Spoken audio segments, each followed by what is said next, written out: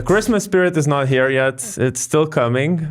We see the weather right now is telling us to go into the room and go under a sheet and just be depressed. But we're here with different intentions. We're kind of excited to start today's podcast, aren't we, guys?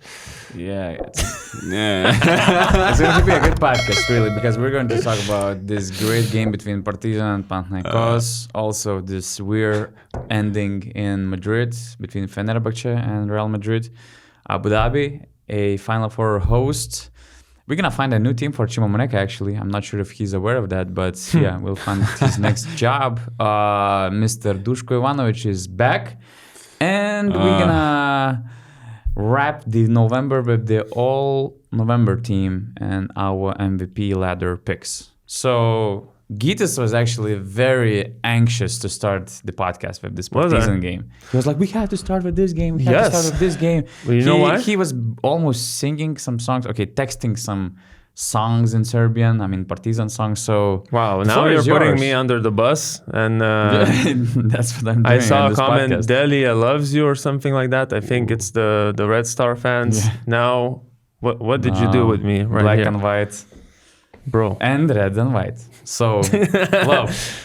But anyways, the reason I really was anxious to start the podcast from this game is obviously because I watched it and I witnessed the best atmosphere of the season, I believe. I even told our video guys to title the video narrative. To title the video that it's the best atmosphere in Matthias Lesort's return, because the energy that was there, the loudness, the sound I heard was nothing I've heard before. Like this season, I've heard some loud noises before, but the sound coming from my TV was just incredible. I couldn't believe it at some points. And I think there's like three things that contribute to this atmosphere we saw. So first of all, obviously, it's the champions who came. And the champions are Panathinaikos, who are rivals of PAOK. PAOK and Partizan, two teams that are brotherly love between those two teams. So he knows history. You could even I heard the chant. I heard the chant Partizan PAOK, Partizan PAOK, and I made the connection. Second thing, Matthias Lesort coming back. Sure. Another thing that really contributed to with that. His family and with his son holding, who sang the anthem. That's amazing.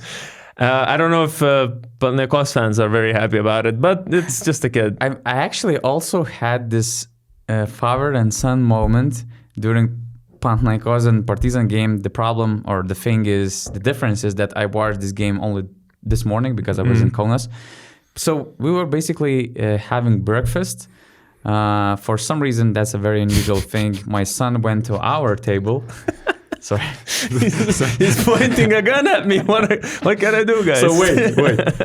And we were watching, that game, and there was a situation where Slukas or Lazard just fall down. It was a contact. He fall down, and my son said, "Oh, this guy cannot play. This guy doesn't know how to play." So that was his read of the situation. Wow. Maybe he was lacking of this physicality that Ergin Ataman actually addressed after the game. So my son is 3-year-old. Okay, so now the last point I'm going to make is that obviously I hope it's going to be a good point. Partizan is on a 4-game winning streak. So that is definitely the last piece that added to the energy. And yeah, I don't know. I think it was the best atmosphere. Do you guys agree, or you don't really care about atmospheres? You're all about basketball. Basketball. I watched the first half almost muted, so I cannot relate on that. Yeah, me too. That's my problem. Oh, guys. That's the problem when you don't watch the game live, basically. So, but it was cool. Yeah, vibes were cool. Matthias Lazor chant and stuff. Partizan fans getting hyped. I mean, it was solid. It's hard to rank the atmospheres when you haven't been there in the gym. So, like in that particular game. So. You can feel it a little bit, but since I watched the game as well, a little bit like muted. But I just saw Frank Ntilikina and all the Partizan players singing with the fans after the game, and it reminded me the story of a season 2 years ago when this was the usual thing after the wins in Belgrade. We all know how that season ended. And Matthias was a big part of those celebrations with the fans. He used to take the loudspeaker, whatever it's called. And Nilekina had the mic there too. So nice, cool. It's for sure winning helps. They have crazy confidence right now, Partizan. I think in the last 4 games, they are 4th best offense and 5th best defense. So really strong on both sides of the court. And I told Donatas this morning, like we were confident in this Partizan team that they will bounce back for like such a long time, and then just 2 or 3 weeks ago with we lost the confidence, and we just couldn't let's say be faithful long enough, and we were like, no, they're not going to make the playoffs. But now they seem like they're clicking. I remember saying that this 5-game stretch that they're having right now, the Derby and the 3 home games will be crucial for their season. You can either make or break your season. And it seems like they're turning it around. I mean, defensively, they're a nightmare to anyone, and you could see that coming. Their length, their size, they made Panathinaikos, one of the most talented teams on the continent, really uncomfortable. And we saw a lot of instances, for example, in the first half where Partizan just takes Kendrick Nunn out of the play because they deny him. They did not let him get the ball by being aggressive. And then Panathinaikos are like, okay, we have to improvise. Like Matthias Lesor is playing face-up from the elbow. That's not what you want to see. If you are a Pau fan, he can do that, but that's not your first, second, or third option. So, and against Žalgiris too, they made Žalgiris really uncomfortable. And if not for Lonnie Walker's shots out of this world from the NBA level, who knows how that game would have went. So they have energy, they have defense, and they're playing really well in the last couple of games. There was a great picture of a perfect defense that Partizan displayed at the end of the 3rd quarter. I don't know if you remember the play, but Partizan was like up by 14. It was the best example of focus, discipline, and effort, something that some of our teams, even Panathinaikos, can take from that game, from Partizan. For sure. There was a situation where Sterling Brown was stunting to Lorenzo Brown. He passed the ball to the corner, to Slukas, or close to the corner. He tried to penetrate because Tariq Jones was also trying to approach him aggressively in a step out, aggressively on the corner. Kostas Slukas penetrates. Vanya Marinkovic brings a great help. Slukas has to kick the ball out to the opposite side of the corner. Then, I don't remember which of the players. Yeah, Dwayne Washington runs back to the corner. Juancho passes the ball to the side, to the 45. Again, guys are recovering perfectly, and Panathinaikos couldn't do anything, although in some situations they had an advantage. So it was a perfect Partizan defense example, which combined all of these things: discipline, effort, like knowing what to do defensively, and to limit them to 73 points was a really great achievement. But from the offensive standpoint, we mentioned those great numbers. They're top 5 in offense and defense in the last 4 games. Huge transition from the first 10 games that they had. They were only 12th on offense and 14th in defense. But what I also loved on top of that was Carlik Jones having another solid game. And I actually sold him before this game on my fantasy because I saw what they did. I mean, what Panathinaikos did with Kevin Punter in Barcelona game. Kevin Punter, who's averaging 16 points, he had 6 points, 2 of 7 or something like that, shooting, 4 turnovers in 33 minutes. I'm like, okay, Jeremy Grant and the guys will do their job with Carlik Jones. Carlik Jones had once again, 19 points, 18 points. Yeah, super solid. Yeah, generated a lot of points, and he was just unstoppable because Jeremy Grant couldn't stop him face-to-face. They tried Kalaitzakis, didn't do any difference, and just in general, he was carrying the load offensively as well, and was amazing one more time. For me, the most impressive was the 3-pointers because he hit 3 of 3, and that was his weakness. Let's say up until this game, he made 10 out of 37. That's 27% conversion rate from 3.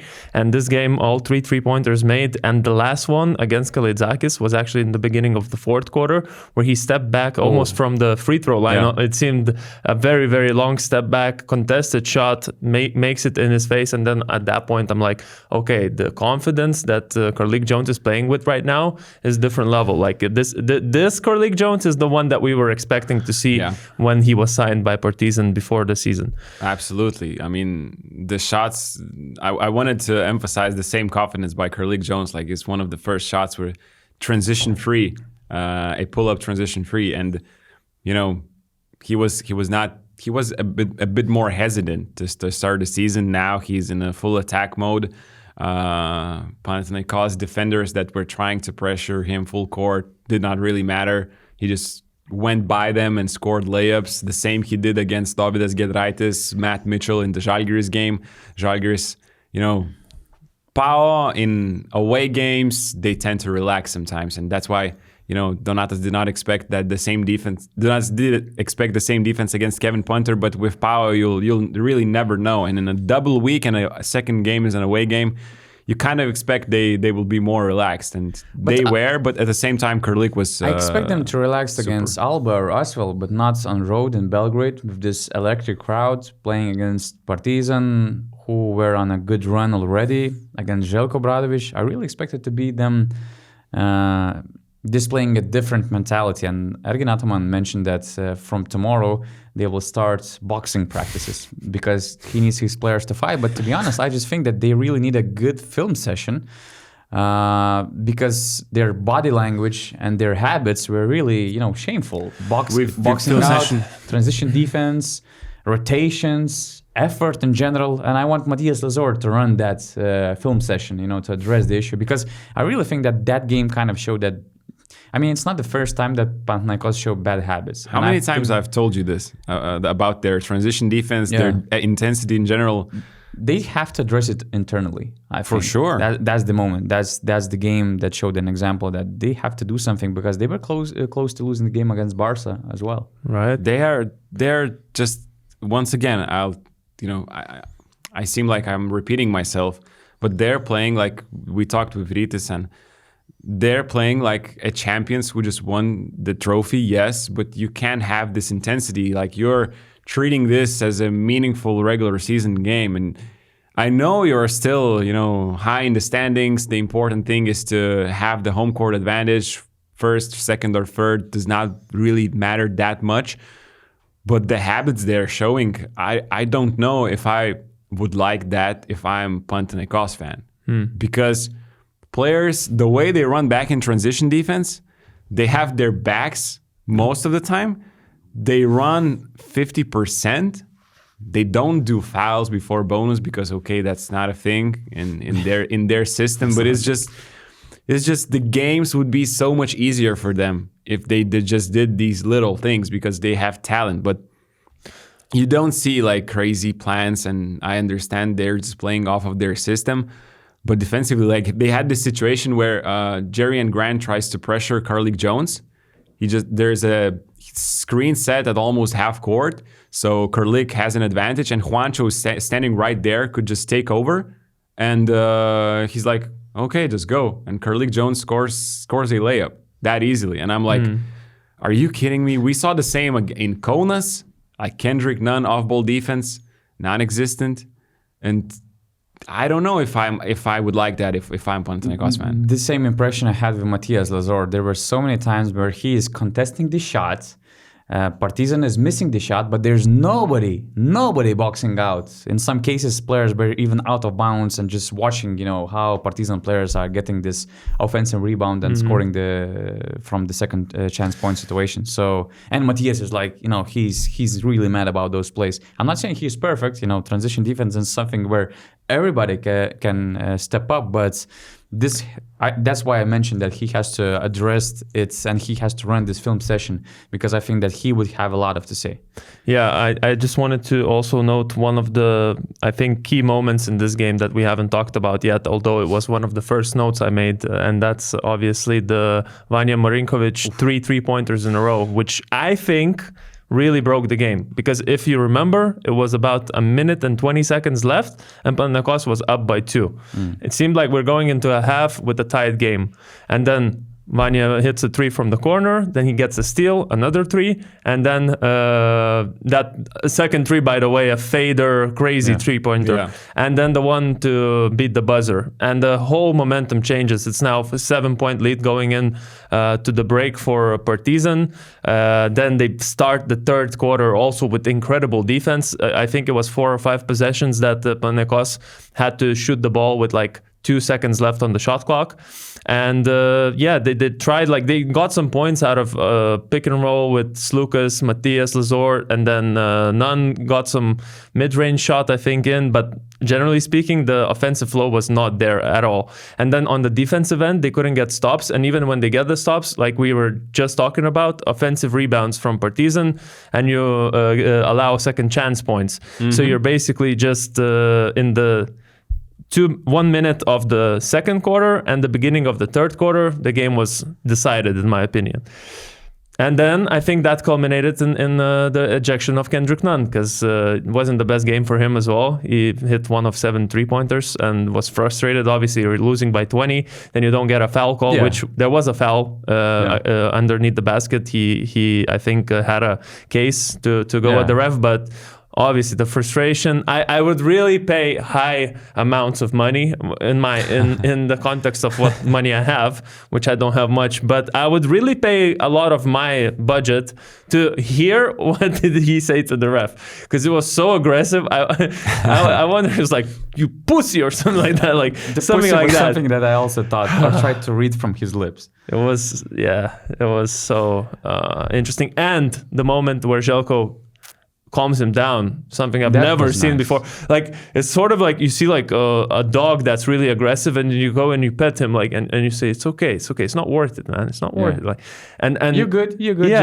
next time. But it's fine. The experience of Željko Obradović, and obviously the status to just grab him by the opposing player, opponent, exactly. It was something I've never seen before, to be honest. Yeah, crazy. I was, you were going with that, grab him by the. You know this reference? Trump? The Trump. Okay. Come on, bro. Whatever. That's Nothing super to random. do with But Tyreek Jones against Matthias Lazor, some moments. There was this, I think, when he draw this offensive foul in the first half, and it was like he was finger pointing. Wow. Finger pointing to the other side and showing a lot of emotions. And then I thought he showed like the one time too small to Matthias Lazor after he made the right hook. It was all friendly competitiveness from my standpoint. I enjoyed that. And they shook hands at the end, like, that was Great a good fight. game. No, it was like more like, you're good.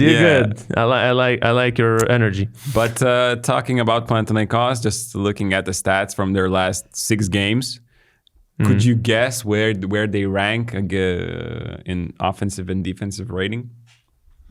Last 6 games from round 19. So they lost 3 games out of last 4. I don't know about 6. Offense or defense? Defense. Defense, they are 4th worst team in the EuroLeague, 15th spot, allowing almost 121 points per 100 possessions. And offense? Offensively, they should be okay because they've been scoring a lot. 11th. Okay. Playing. Not even the playing in both categories. But they almost scored 90 points in all the games they played recently. Just from this one. Yeah, but it's not the points. It's about how many possessions you have. And true. But this team definitely can play much better, and they'll probably will play much better. But they just need to fix some internal things because the habits are not it, and we have been saying this from the start of the season, and they need to. They need to understand that the season is, going towards the second half of the season. And, okay, now you kind of need to flip the switch and be better. And also, I just wanted to add about Partizan, for us not to get too hyped. Like, we didn't get... we got a bit, let's say, quick with our decision to say they won't make the play-in. And now I think we shouldn't be like, now they definitely will because they won the 4 games. That's the question I had to you guys, actually. A couple of weeks ago, I asked you to make this prediction. Will Partizan make the play-in? You all 3, Augustas, Rytis, and Gytis, you all said no. Does this 4 game winning streak is changing your prediction? Obviously, it's not a very confident no anymore because they're one win away from the play-in spots. But like I said, they just played essentially four games in a row at home because even the game against Crvena Zvezda was in the same arena. Okay, the fans were Crvena Zvezda's fans in there. Don't call it a home game, bro. No, but what I'm saying, they're in their in sort of comfort zone. So the teams they beat, very impressive. But who knows, how they're... Hey, they playing Alba away, Asvel home, FS away. Yeah. And Fenerbahce home to finish the season, and then they start again with first home game against the Maccabi. first half of the season. Yeah, sorry. So, I mean, I could see them extending this run for a few more wins, and the display they show. I mean, I think that's the play-in is really possible for this Now team. I'm obviously more towards yes than no. Yeah, for sure. But I'm not saying a confident yes you either. Have a chance, to change this poster that we have like 2 weeks ago. Right You're now? putting yes or no? Oh, right now? Yeah. It's tough though. Let's Augustus hear your opinion first. I want to hear your answer. It's just okay. I will go with I would change it, yes, because I didn't expect them, especially before this streak. I just didn't expect them to get 4 wins whatsoever. So now they beat the tough teams. Now they're, like you said, facing the easier stretch of opponents. So now they changed the situation. They essentially, changed the momentum. Yeah, So 6 and 8. the momentum says that they're playing team. At least to me. Yep. I would change. Okay. And as I said, like I was like, why did we kind of gave up on them too quickly? But because really defensively they are a solid team, and to me that makes me believe that they can be a playing team. Although this EuroLeague is super competitive and super even. Let's say that there is no clear. Paris is on the top, but there is not one clear, let's say, team that can just go away, run with many victories, and have this unbalanced standings. Now you have so many teams around that playing area, but I would definitely change and saying like Partizan can be a playing team. Welcome to Ostoja News. No, because obviously we were just giving too many positive comments, so we're getting paid. They kind of deserved 4 wins in a row. No, I know I'm just making a joke that we're getting these comments 3 anyways. teams that are actually in the top 10 right now, and Crvena Zvezda, which or 11th. So all of them are higher than Partizan. Just before going to sleep last night, when for the last time I switched on my Twitter and checked the feed, I was surprised that there was such a topic with Nigel Hayes-Davis making this 3-pointer against Real Madrid. Apparently, it was a topic. And I don't know, maybe it still is. And the thing is that for those who didn't watch the game, Fener was up by 9, if I remember well. Yeah. So it was a clear victory, the last possession, and Nigel Hayes-Davis in a, I'm not saying weird situation, but Real Madrid at the very, very end stopped playing defense. He hit the 3. There were some boos, although you're not sure if it was toward the Real Madrid team because the home crowd was disappointed the way they're playing the season, or it was because Nigel took that shot. The commentators also said that Sergio Yui was talking something to Nigel. Nigel, it felt like he was trying to advocate, let's say, his action to the other guys, to the players or whatsoever. If you watched his reaction, then I saw even Jaron Blossomgame stepping in on Twitter saying that it's a correct shot or something like that. But I just wanted to hear your opinions. Why is it even a thing that in the first round of the EuroLeague, this is a question? And I think Joe Arlaucas was commentating and saying why Nigel Hayes-Davis is shooting that. But, point difference is super important. And in the first part of the season, when you don't know who is going to be where at the standings, why is that even a question? Why Real Madrid players are stopping to play. That's their problem. And I mean, Nigel did everything correct. I think he even looked at Charas, to ask for the should I play? Should I shoot that shot or should I just stop playing? When he got the answer, he just made that free, and that's it. And to me, it's complete nonsense that we have to explain discuss something this. about the situation. Yeah, because it doesn't matter that Fener is now super high, Real Madrid is out of the playing picture. Because last season, Virtus were third after the first part, and look where they finished the season. Like, every point mattered, every win mattered. So, oh my God, I don't know. Do you guys have... I don't have anything to add. I don't. Opinions. First of all, I didn't see that this was going to be a subtopic of the podcast, and now that I saw it, you just covered it in your 1 minute monologue. It always doesn't see anything. Always on URBONUS chat. It cannot be more clear than that. Hey guys, take a look at that. Let's talk about this on the podcast. I just think he has muted our chat and. What are you talking about? I was the most active in the chat yesterday. To me, there somehow he didn't see anything. Two things. I'm more surprised that more teams are not taking those last second shots, because there were a lot of other games where teams just stopped playing, and I'm like, it's like, okay, you're potential playing teams, and there's for sure in the second half of the season, you're going to take like 5 timeouts at the end of the game just to play this point differential thing when one team will be up by 10 and stuff like that. Why are letting your hands down in the first half of the season when it actually matters? That's the first thing. So I have no problems with that. And the second thing is, like, it's not like, Real Madrid was not playing any defense. They put a full court pressure. Yeah. First of all, they just few seconds away, they took the same shot. They took a 3-pointer, although they could have stopped playing. They took a shot. They played full court press. So they almost got a steal. Banchi breaks it.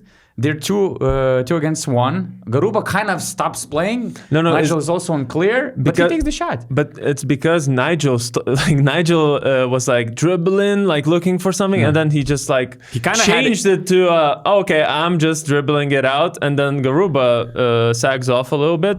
And he's like, oh, okay, open shot. Yeah, that's it. But he kind of had this like his hand like saying I'm not going to play. Oh, but then he looked at Charas, and Charas was like.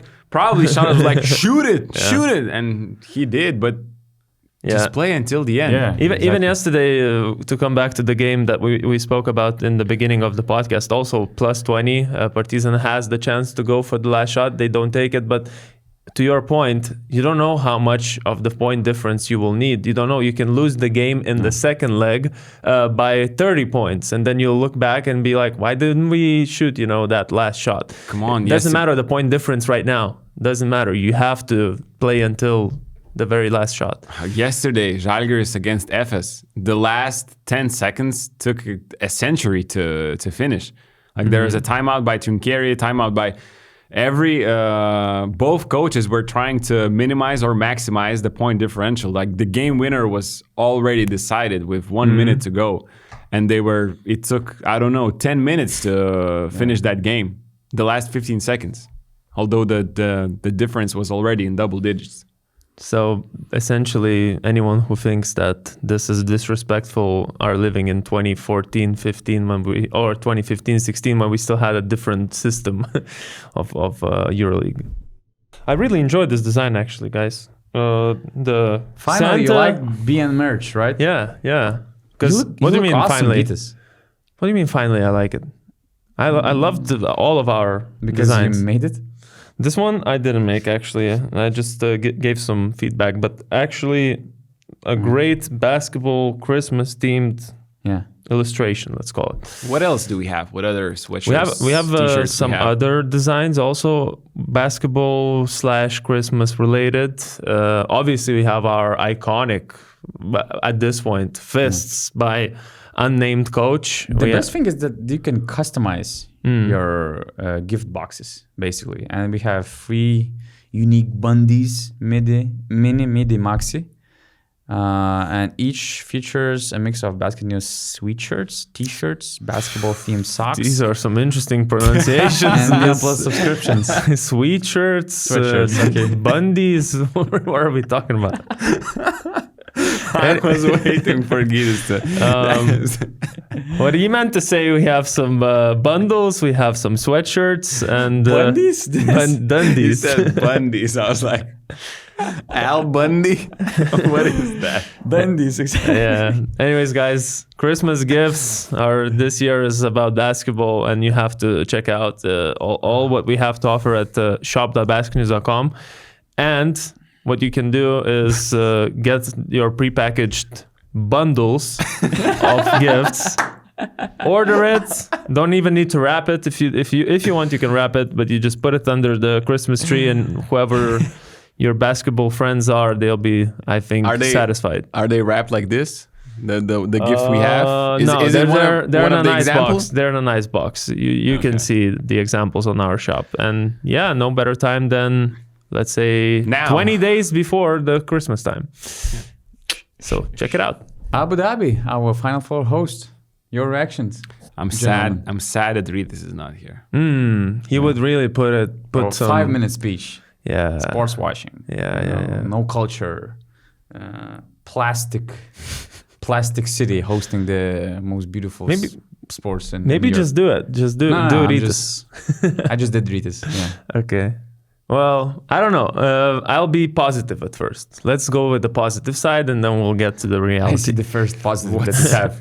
What's Visiting Abu positive? Dhabi. Well, first of all, I wanted to ask you, because I read something as crazy as 50 million euros because this is happening in Abu Dhabi. On what I heard, it's 25 as it was planned.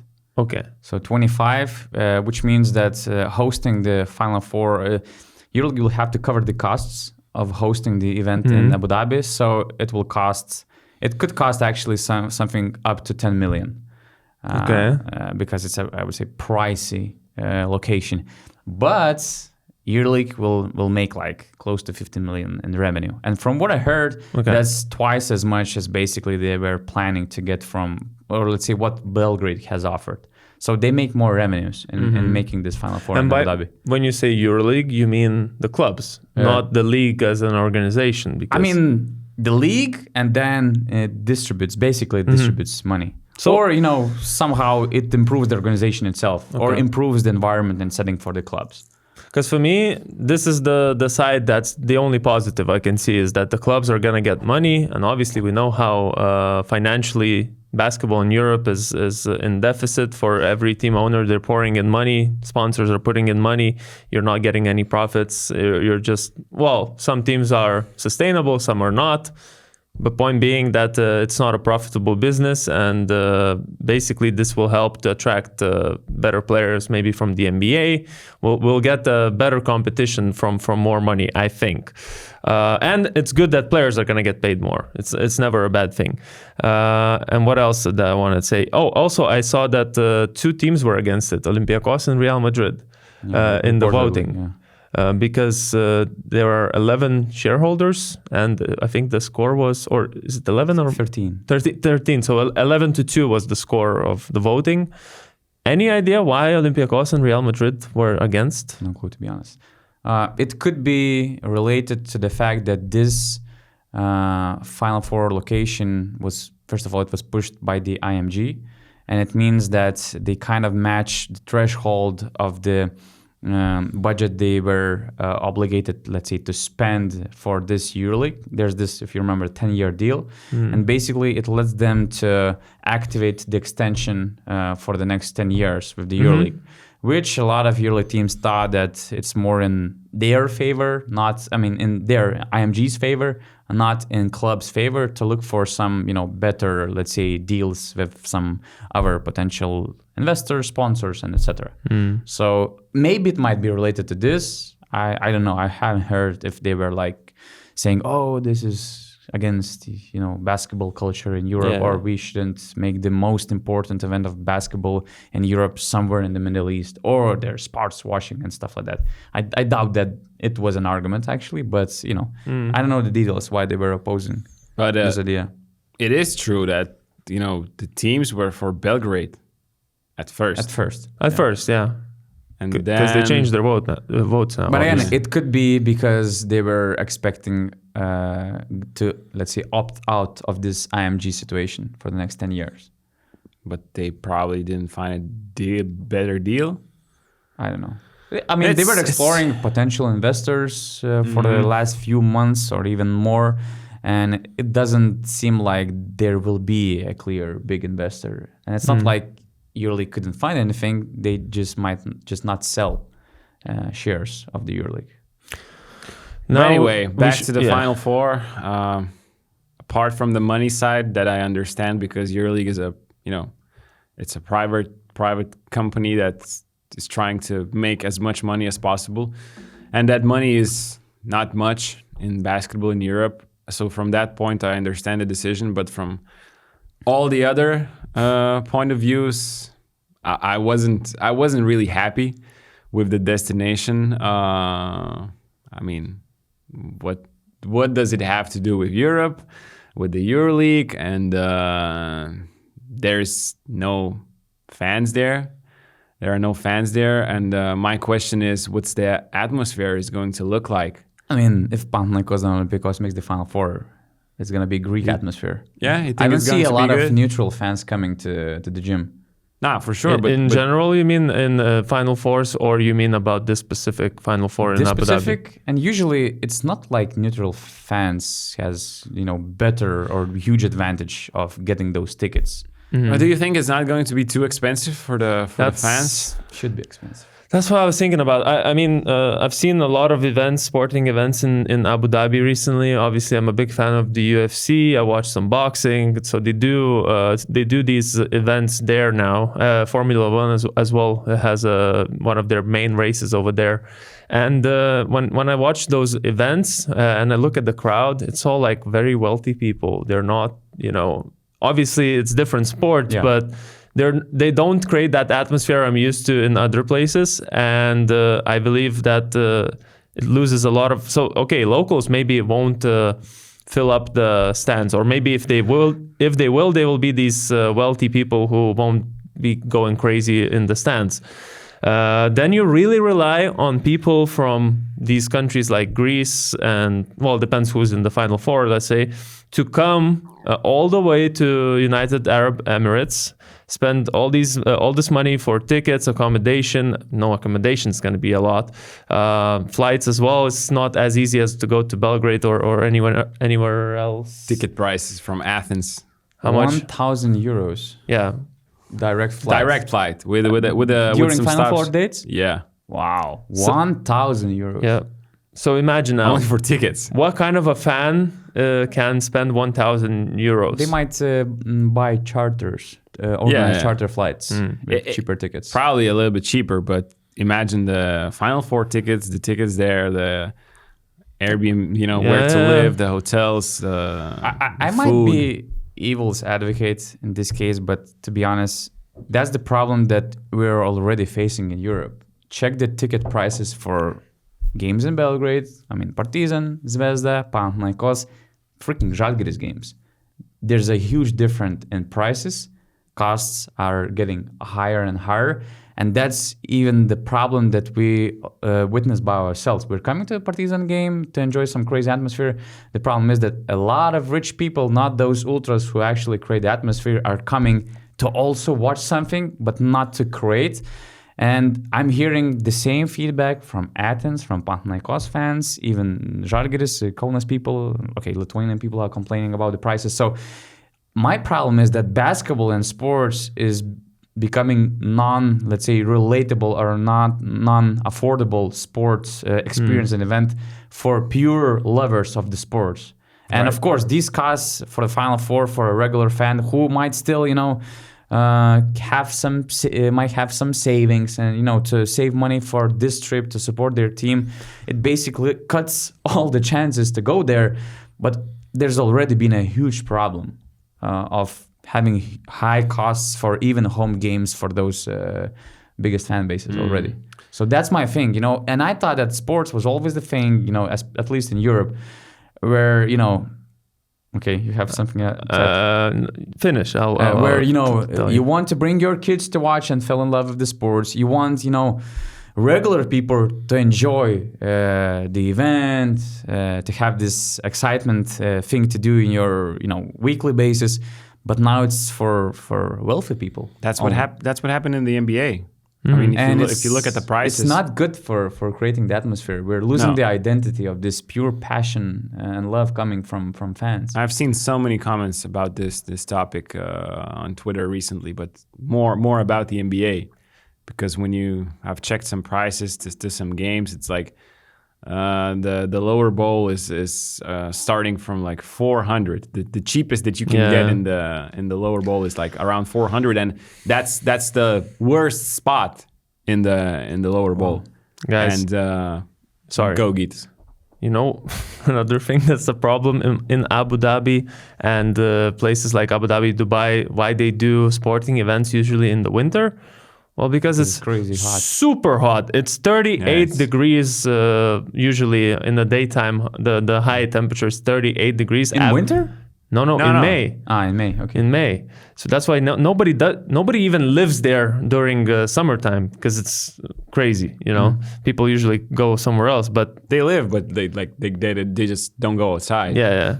Well, basically, point being, imagine the 38-degree weather outside in May. Final Four is happening. One of the most beautiful things for me, if there were like, let's say, Greek fan bases, Serbian fan bases, doesn't matter, big fan bases, is just those, what you call them, like going together and marching. Like the marches. That's not happening. Hanging out in those bars, you know, on the corner of the arena, just creating the vibe. Yeah. And you're now in the middle of a desert. You think anything like that is going to happen? No, everyone's going to be in the hotels and come to the arena at some point. I mean, I was in the World Cup in Philippines. It was also quite hot. Not 38 though. Maybe 35. It was horrible. It was impossible to stay outside. But it's like, it's first world problems to me. I mean, I see your point. You know, it would be horrible if they would have to play outdoors. But like in this case, it's just I'm just talking about the fan experience there. Like you can't go outside, you can't march, you'll do everything inside. That's what I was talking about. The problem is that EuroLeague doesn't care about that. Of course. And that's my thing. To be honest, I do not care that much about the Final Four host, because Final Four has nothing to do what the EuroLeague is great about. There's no identity except from visiting fans. Usually there's no freaking identity. Your announcer cannot even pronounce the names correctly. There are no vibes. They invite some, guests to run those timeouts, to scream something, to promote and sponsors. They do not engage fans at all. They create everything which is opposite to what the EuroLeague offers. So they start playing music. They start playing music while Panathinaikos fans are the loudest. And then exactly, what the fuck? EuroLeague Final Four is made by strangers who do not love or do not watch the EuroLeague. So I'm like, who cares actually? Yeah. Even in Berlin, they managed, to basically to screw it up. So they did the same thing that they did in except from Kona. the fans. Fans, they're only who are creating this EuroLeague vibe. If there are no fans, if Barcelona, Madrid making the Final Four, let's say, there are no Greek, Turkish, Serbian fans or Maccabi fans, let's say, I mean, it's just like, it's pathetic experience. So you're saying if you have already ruined the event itself, just ruin it until the end. Let's put it just at least out make of money. Europe. Just make money out of it. Make some money out of it. And like one more time, let's get rid of this Final Four idea. Make the freaking series. Or series until the title game. Make the title game in a location where, let's say, you're a regular season winner. You can host this title game, or find a spot in Europe. Imagine that would make regular season maybe more important. Panathinaikos would play some defense then in the regular season. Yep.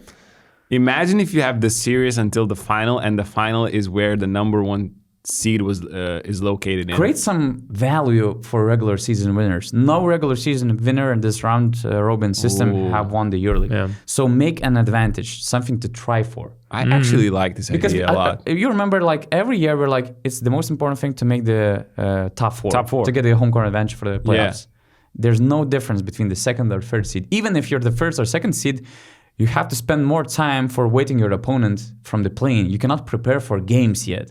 So it actually creates a disadvantage. So technically you get the rest time and prepare. You get the less stronger opponent if you're the first, second seed. Obviously. Technically. Yeah. But we see the EuroLeague being But at that point, it's close EuroLeague. It's more about the actual opponent and the fit to play against you. You could have like 7th seed might be a way worse opponent to you than a 5th seed, let's say. And just to finish off with this Abu Dhabi thing, I just hope that it's one and done kind of a deal because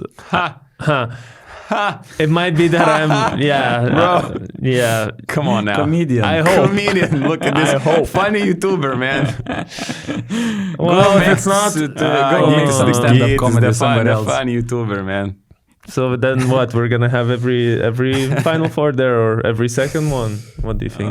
So the plan is 3 in a row. Is it actually? Yeah. Fuck off, man. There are like 3 options. Either it's a 3 in a row, either it's since it's like a 1+2 if they have a really horrible experience in terms of like making money, revenues. Let's make it horrible. Wait. Let's go there and make it horrible. They're gonna cut this idea. 1+2? What do you mean? If you can opt out of this 3-year in a row Final Four host, let's say, rights After the first one? Yeah. Okay. And okay. I heard that there was also an idea to make it at least every second year. Like one in Abu Dhabi, another in Belgrade. One in Abu Dhabi, another in, let's say, Kaunas. So, like, yeah, that's the thing. So, again. It was nice seeing the 2 Final Fours in Kaunas and Berlin.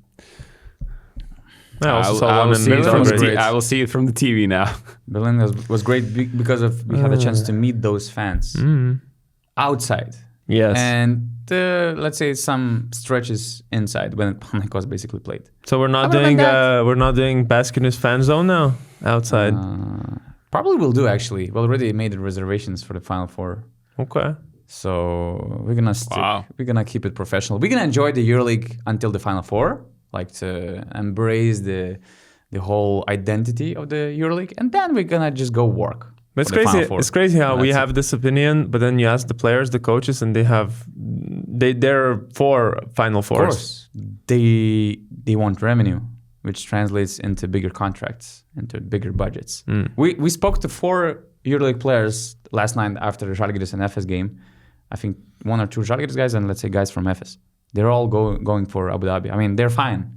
They said, okay, it would have been nice to go to Belgrade, but I would love to visit Abu Dhabi, to bring my family over there.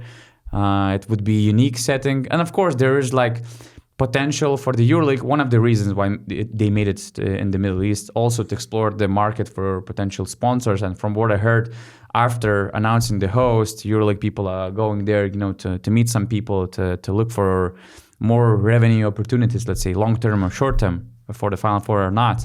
So, this might be an advantage. And again, all the fans could be able to join, bigger budgets, star players, better players, more quality in the game. But last question about this topic. Why not Dubai? Because there's a Dubai team, right? We're trying to build something there. I know those 2 cities are actually like rivals, kind of. Like they want... Whoever's in charge. Somebody wants to start it in the Middle East. Somebody wants to be first. Yeah. And from what I heard, I don't remember the details exactly, but it also could be connected with the IMG. Maybe, I'm just speculating, maybe they have partners in Abu Dhabi, who are more related to Abu Dhabi, not Dubai, so they were pushing Abu Dhabi idea. I remember when this Dubai thing was a hot topic, I remember some sources saying that watch out for Abu Dhabi because EuroLeague might even keep some spots open for potential Abu Dhabi teams that could be created in the future. I'm not saying that Abu Dhabi will have a team, but there's this window open, and who knows how this Final Four experience or this EuroLeague and Abu Dhabi partnership experience where it's gonna evolve. So yeah, it was probably related to IMG thing. Okay. Get in the game with top basketball leagues. Place your bets with the highest odds for greater wins. Oh, score big with our exclusive bonuses. Bet now and get your bonus. Where are we moving next? Maybe to sunny Italy, perhaps? What do you think? Whoa! Hey, Wow. he's back. He was holding He's that back. in his Dusko is closet. back, fellas. Hey, it's Good to see my guy Dusko. I love this Virtus announcement, putting a black cap on the chair before making an official announcement. Classy stuff. Classy stuff. Not a classy situation to be in, of course, after losing game to Alba Berlin. But speaking of classy things, Luka Banchi resigning by himself, not being fired, coming to the locker room straight out of the game. Guys, I let you down. My bad. I'm taking the responsibility. I'm out. And as I understand, he's not taking money. Probably, maybe, could be. Yeah. Because if It a looks team like if a team fires you, yeah, if a team fires you, you get, compensation. some sort of. You usually agree. Sometimes it's full money. Sometimes you agree to like 2-3 months in advance. But maybe it's a publicity thing. Maybe they still are going to pay him. They just agree that I'm just gonna go myself. You don't need to say that you fired me, for example, to the Unless they're gonna play media. hardball and say, hey, but you said you're leaving, so you're getting out of the contract. That's your problem. Nah, I don't think it would happen like that. I feel like it's a Hopefully that would be fair from Virtus side as well. Because I cannot recall any any coach who resigned in the last few years. Really, you basically stick to your job and you want to get a compensation, which is fair. But like Luka did as a real gentleman, I would say. For sure. And what you mentioned, like usually coaches, they wait to get fired just because they know how impatient the team owners and team directors are. And usually after a couple of games in a bad run, you will get fired.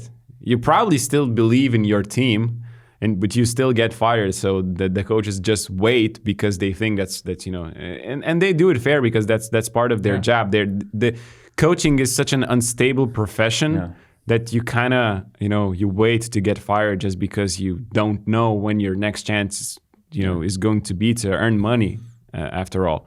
Yeah. But there are like 15 spots on a team for players, and there's only one for a head coach. Exactly. That's a different market, different business. But Luka Banchi is a gentleman, but at the same time, I'm not sure if, Dusko will probably have his effect, but how good can this Virtus team be? Before the season, we kind of projected them to be low in the standings. They ran out of their, they were running out of ideas late last season, and it was, you could see it coming. They were the oldest team in the tournament, and with that many games, it was normal. They just ran out of energy. Their moves in the summer did not impress me that much, and some of the signings they made, I just, I don't think in the EuroLeague context, looking at the other teams, they could have been much better. But definitely now that you're last in the EuroLeague and Alba has more wins, the change is probably Luka Banchi felt himself that he's now no longer, impacting this team the way he wants and made a decision. I just checked with last season. If we combine from January 10th, the Virtus record, it's 6-24. Okay. So and out of those 6 wins, is two are in this season, and then the rest is in the other season. And 2 were in January, I think. At the same time, just like exactly 1 year ago, they were basically top 3 team in the EuroLeague. I guess. Yeah. Yeah, I would add to Augusta's point. Obviously, in defense, I think that's what Dusko is known for putting together defense. You've made defensive breakdowns of Crvena Zvezda, how they're the best defensive team a few years ago. And generally speaking, when it comes to coming in and fixing up a team, putting in some discipline, that's the guy you want to see, the Dusko Ivanovic. I'm really interested, though, about defense. How is he going to change things? Because they don't, in some positions, Virtus don't really have that much upside defensively. But Hackett is a good on-ball defender, no? How much Hackett is playing? He's still playing in they're sharing the load with Pajola. Yeah. Who's also a good but defender. Pajola is also a good that's defender. That's not the position I'm worried about. So which just the center position is not the 3 and 5. They have no solutions basically. Yeah. They need a player. That's the thing. Like Diouf center is spot alright. Like Diouf is a better option than Zizic, obviously, on defense. True, but how much is he playing? Still not enough. He is a backup, but yeah. But I feel like but still, regardless of all that, I still think their defensive potential is better than offensive potential, because on offense they're the last. Are they the last or the bottom? Bottom three in the league from three pointers, for example. They're 13th best in the league. And then I think they really lack depth of the bench, because when the starting lineup is out, whoever they bring in, they all have a lot of weaknesses. Matthew Morgan on defense, and generally consistency, I would say. Bellinelli, obviously, defensively, not a good option to have. Tucker, not a great shooter. I mean, just a lot of, I don't know. Do I need to break down every guy coming off the bench? But basically, not a lot of material to work with for Dusko, to be honest. But who knows? Dusko might refresh and recover some of the guys. Or some of the guys might lose their spots on the team, just like it happened with Baskonia last year, for instance. And from what I heard, they're basically shopping at least 3 guys. So it means that they might, if they manage to sell them and move them away, maybe they will have some space in their budgets to make some new additions. And who knows, maybe the market is really dry, but at least maybe Dusko will find some better pieces for his system. Can we have those 3 names, or is it only for BN Plus members? Let's keep it for BN Plus members and the next Q&A session that we're having on Monday.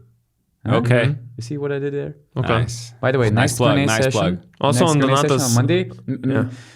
All the BN Plus members, they can address the questions, send these questions on our Discord channel. We have comment section on our website, but also for everybody else, either you should join us on BN Plus or also address those questions in the YouTube comment section. Or your OnlyFans, where you take off the hat and show your hair to people. That's sick. That's gross. What? Why? You just take off the hat. That scares me that Gitas is an OnlyFans user, but I'm only subscribed to Donata's OnlyFans. It's okay. I'm just supporting my colleague. If you want to find a link to my OnlyFans, find it on BN Plus community. Donata's OnlyFans/plus. Exactly. There we go. Another thing I just wanted to finish up with this topic about Dusko. I feel like you need to also remember how demanding he is in his long practices, his discipline things, his sometimes a little bit of punishments in the practices. For some of the guys, obviously Tornike Shengelia, for example, has already played within that system. He knows how things go. Maybe he'll be comfortable with it, but guys like Will Clyburn with a big personality that he has. Have a lot of veterans. Yeah, that's not sure how it's going to work. At the same time, loving the changing coach. Can you expand on it? I think some sarcasm was used. Spirit, he's loving it. I mean, yeah, everybody loves long practices. Yeah, who doesn't, right? At the same time, 35-year-olds on that team, shithole. So they're probably what gonna did you embrace. Just say? You said Virtus is a shithole? They are in a shithole. So they're probably going to embrace any change that can make them better, I guess. Yeah. If I was in their situation, I'm like, okay, let's do anything you want. Let's improve the situation. And I believe in Dusko magic. He started his chapter in Baskonia, 7 wins in 8 games. Look. 2 years ago, Zvezda, 7 and 8. And he starts his chapter in Virtus against Red Star at home. That's the perfect game to change the momentum. Okay. So EuroLeague is scripted, guys. Come on. Spanoulis entering to Monaco and starting his career as a coach in the EuroLeague against the Olympiacos and Panathinaikos. Yeah. And then Dusko, second game, is going back to Vitoria. This is ridiculous. Really. It's okay. This Dusko magic, where does it get them? To the 14th spot? What do you think? It's for recovery. Quick recovery, and then who knows? And then they reality added to check. the plane. I mean, Wait, what? You're talking about the track record, or No, I'm saying. So you said I believe in Dusko Magic, blah blah. I believe in his track record. Let's say. Yeah, okay, but where does it get this Virtus? Do you think? I don't know. I don't see them as a playing team. So I think they don't go above 16th or 15th spot, anyways. 15 maybe. Yeah. Whatever happens. Probably. So maybe it's a good. Hey, but let's embrace Dusko Magic, okay? Okay, let's let's embrace Mr. embrace Merch. happens. Mr. Merch.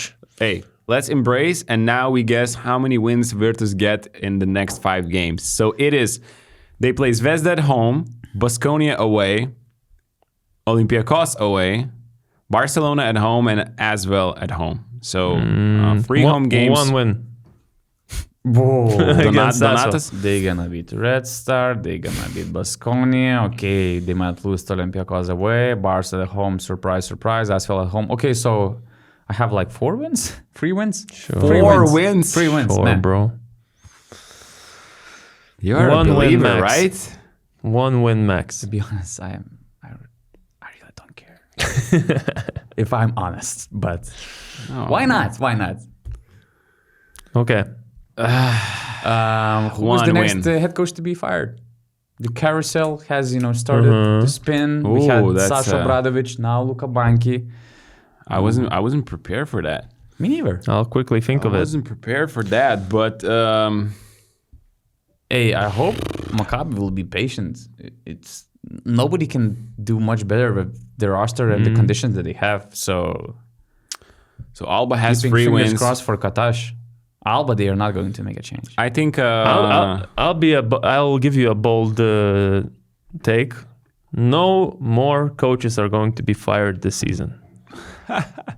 again, man, Nah. you're a funny guy. It makes You'll sense, see. bro. You'll see. I don't see It any makes teams. sense. I don't see any teams that would change Which team except was for thinking- Real Madrid. Exactly the team I wanted to say. When was the last time Madrid changed the coach during the season? I don't know. In Joe Arlasco's times, probably. When was I the don't last know. time Or they were Lucas. 13th in the standings? I don't know. I mean, Exactly. that's I think against Real Madrid culture. So I don't know. okay, it might be. But you asked the question. I'm trying to look at the standings at how each Except team for is Madrid, playing. who else? I think one of the Spanish teams. Baskonia. Baskonia, Barca are not playing well. No, I feel like Baskonia is if they're which is gonna lead us to the next It's talking either point. coach Yeah, or some players. yeah. So I feel like they're Because gonna even go the with coach mentioned that. yeah. I feel like it's gonna Exactly. go with some players then rather than coach who just was appointed this season. Who so. is from Vitoria, too. And we don't But- want to look ugly later, so we want a change now. We're shopping Chima Moneke. Mm-hmm. First of all, there were reports on Spanish Yes. media, kind of information connected to some observation, so it's not clear if Baskonia is really shopping Chima Moneke or not. But let's say the situation is like this. His buyout in summer was 1.5 million. He's on an expiring contract, which means that if Baskonia would manage to shop him, they're still losing him anyway In the off after season. the season, but they can make some money and to make some roster changes to find, let's say, better fits or, to do something, let's say, for Pablo Lasso if he wants. And Chimo is the only guy you can actually, get some money from. I don't see them shopping Marcus Howard, although he doesn't, it's hard to say that he fits in Lasso system yet, but he has a long-term contract. It's a big deal, so it's really hard to see any teams taking him. But let's say Chima Moneke is an easy choice, but of course not for 1.5 million during the season. It wouldn't make any sense. I think it would be fair to say, okay, we might shop him to sell him for 500 or 1 million, but not 1.5. Yeah. So who are your suspects? Which teams would need to seriously consider this Pablo Lasso mind game and this report and our podcast? I have 2 teams. I have a strong suspicion you both might have one of these teams at least, and those teams are Monaco and Partizan, in my opinion. Monaco.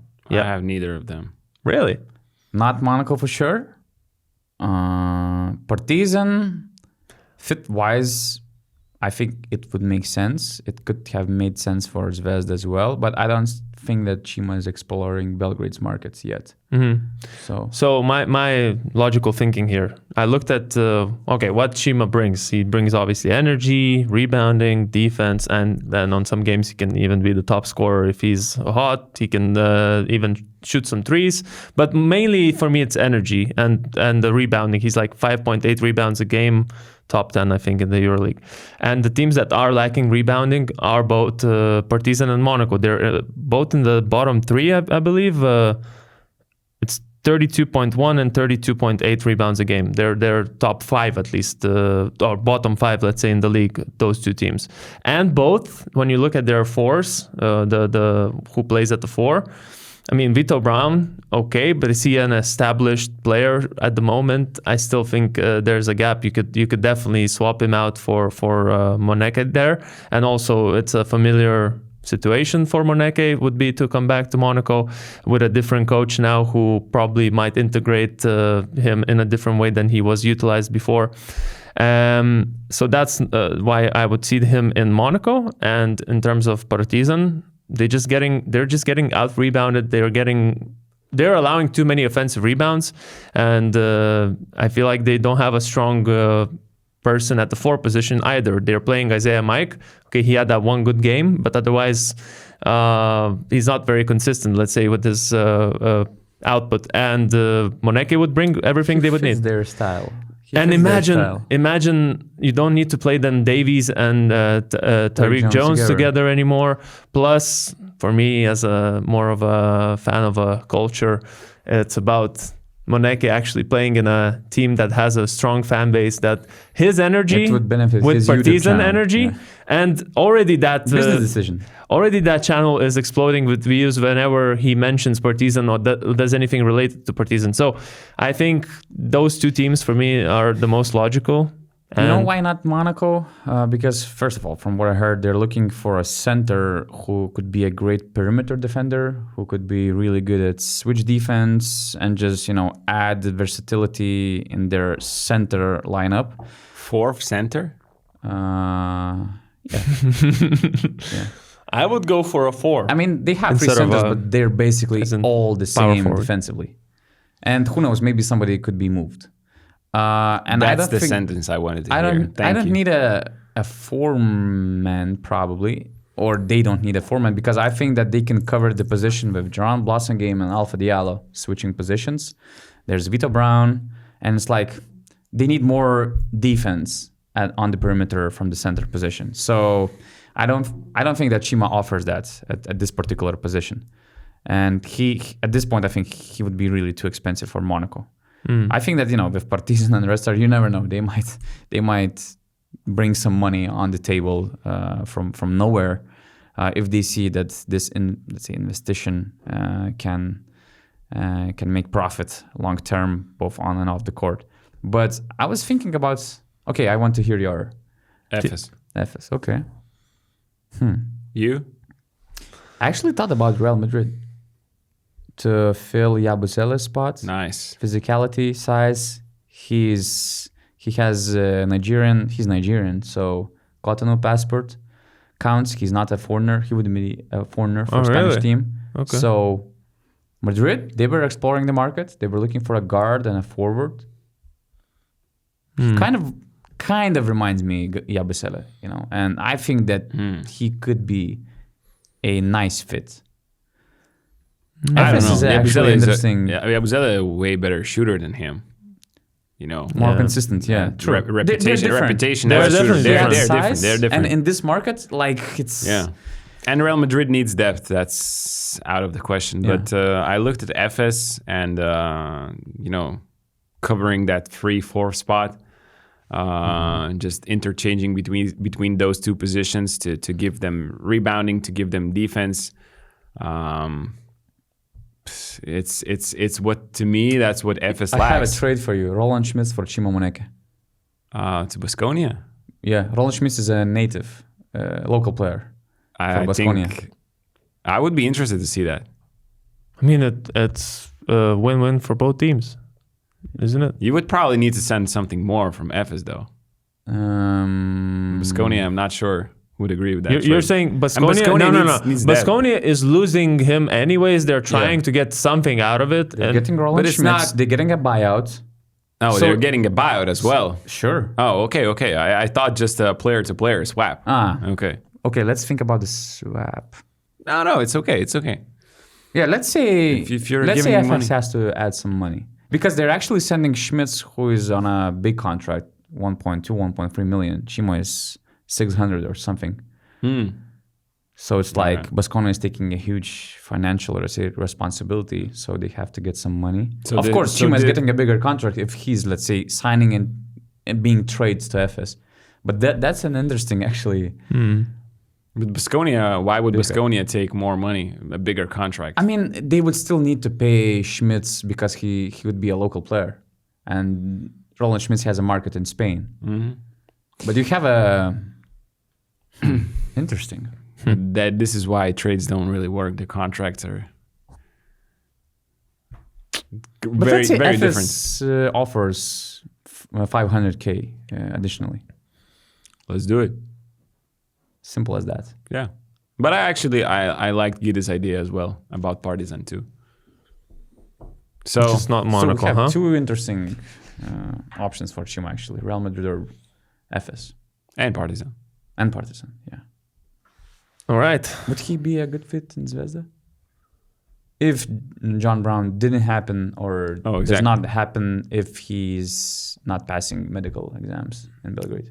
If they want John Brown, then for sure Chima would be Yeah, a you fit. can play with him. With Petrushev, you can play him. Yeah. I don't see how he wouldn't fit in. So at least 4 teams. They would have to figure it out lineups, with the how would they look like, but No, I think would that see a would work. fit for sure. And I just want him to go to a team with the fan base because I feel like he has the best energy in terms of hyping up the crowd, let's say. But the crowd in Baskonia is not on the level of these other ones. So I just want to see explosions The happening. crowd is good.